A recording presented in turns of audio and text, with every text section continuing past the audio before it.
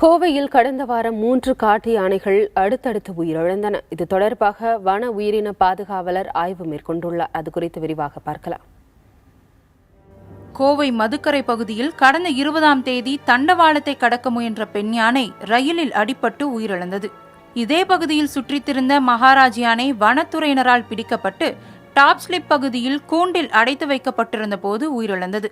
இதனைத் தொடர்ந்து கடந்த 25ஆம் தேதி காரமடை வனப்பகுதியில் ஒரு காட்டு யானையின் உடல் மீட்கப்பட்டது. தொடர்ந்து காட்டு யானைகளின் உயிரிழப்பு குறித்த செய்திகள் வந்த வண்ணம் இருந்த நிலையில் இது தொடர்பாக வன உயிரின பாதுகாவலர் V.K. மல்கானி ஆய்வு மேற்கொண்டார். Many people are reporting, press especially, that moon yane settu poriche. Yes, moon yane settu poriche, but all incidents are 3 different incidents. Kindly clarify on that also.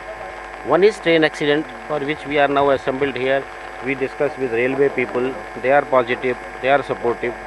We have taken some stand that we will do some experiment, 1 or 2 models, what could be the best suited model, which will meet the need of the railways and the need of the elephant.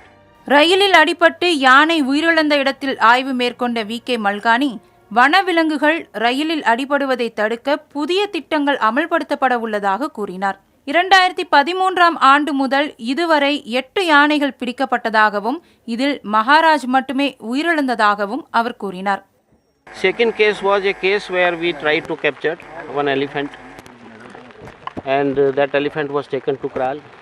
Till it was taken to the Kral, entire press was so positive.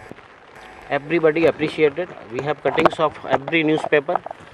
Unfortunately, the animal died, which is unforeseen. It can happen to anybody. But the press is clubbing as if 3 died means same situation is there. Karamadai வனப்பகுதியில் யானை உயிரிழந்தது தொடர்பாகவும் விசாரணை நடைபெற்று வருவதாக வன உயிரின பாதுகாவலர் மல்கானி தெரிவித்தார். புதிய தலைமுறைக்காக செய்தியாளர் சுஜாதா.